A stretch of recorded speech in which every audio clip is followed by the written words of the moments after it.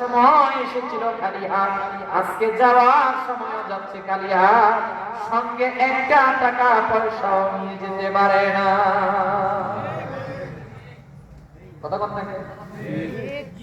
প্রিয় ভাইয়েরা আমার, বন্ধুরা আমার, ওই যে আপনার মা দিকে আপনি কেন তাকান না? মাটাকে আপনি জীবনের শেষবার মা বলে ডাক দিয়ে কবরস্থানে রেখে আসবে।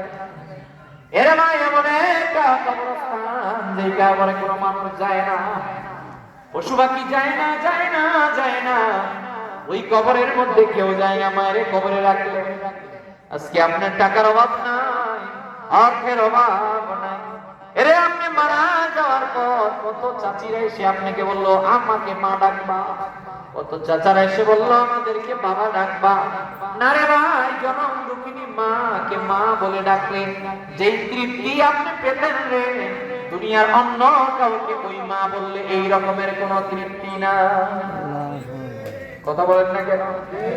ও আমার মুসলমান ভাইরা, ওই যে মা কবরে চলে গেল, ওই যে বাবা কবরে চলে গেল, আমি যদি প্রশ্ন করি মার জন্য কি পাঠাইলেন, বাবার জন্য কি পাঠাইলেন, কি পাঠাইলেন?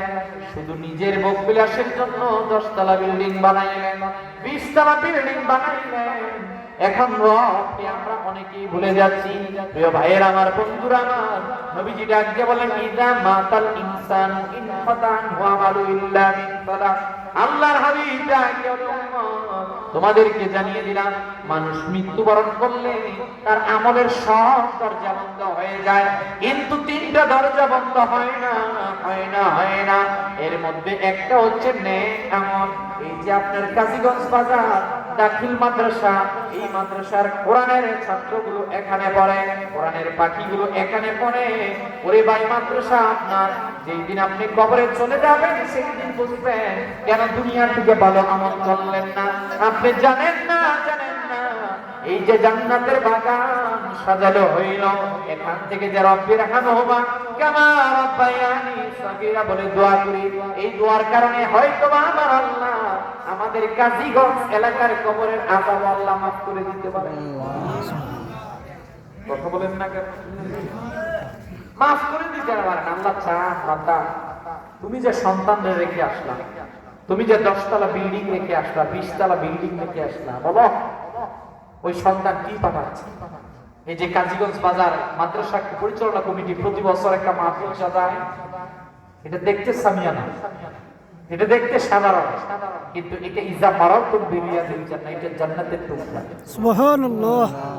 এটা দেখতে সাধারণ, কিন্তু আপনি জানেন না যারা কবরবাসী হয়ে গিয়েছে, এই কবরবাসীরা কবরে উদ্ভিদ কথা নিয়ে বসে থাকে, কি পাঠাবেন? সবাই পাঠানোর সুযোগ এই মাদ্রাসা গরিব প্রতি বছর করে। আমি এখন কিছু সময় ওয়াক্ফ করলাম, আপনারা বাইরে যারা আছেন চলে আসবেন, কারণ আমাদের পরবর্তীতে আমাদের হুজুর আছেন, তিনি আসবেন। বাইরে যারা আছেন প্লিজ সকালে চলে আসবেন। ভাই, বিশাল এই মাহফিলটা সাজাতে গেলে টাকা পয়সার দরকার আছে কিনা? আসতে বলবেন না, দরকার আছে কিনা? আমি কিছু সময় আপনাদের উদ্দেশ্যে ছাড়লাম, আপনারা দেন। গত বছর দিয়েছেন, এখানে খাতা কলম নেওয়া হয়েছে।